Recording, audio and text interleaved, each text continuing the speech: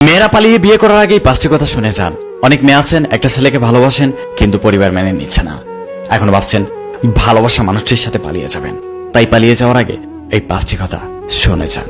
Number 1, অনেকেই বলেন পালিয়ে বিয়ে করলে নাকি সংসার বেশি দিন টিকে না।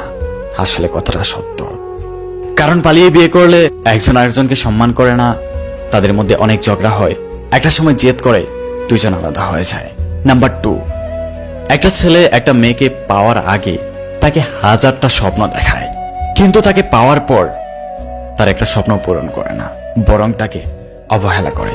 নাম্বার 3, এই কথাটা প্রত্যেকটা ছেলে এবং মেয়েদেরকে মনে রাখা উচিত। আপনাদের বাবা মা অনেক কষ্ট করে আপনাদেরকে বড় করেছে, সুতরাং তাদের মনে কষ্ট দিয়ে অন্য কারো হাত ধরে কখনো সুখী হতে পারবে না। কারণ বিবাহের মতো একটা মহৎ কাজে বাবা মায়ের দোয়া অবশ্যই দরকার।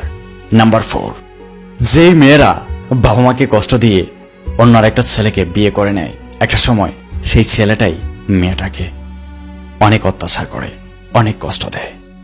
নাম্বার 5, সবশেষে আমি যে কথাটা বলবো মেয়েদেরকে, যদি পালিয়ে বিয়ে করতেই হয় তাহলে ভালোবাসার মানুষটাকে ভালো করে পরীক্ষা করে নেবেন, কারণ একটা ভুল আপনার জীবনটাকে ধ্বংস করে দিতে পারে। দর্শক, এই ভিডিওটি শেয়ার করে মেয়েদেরকে সচেতন করে দিন। ধন্যবাদ।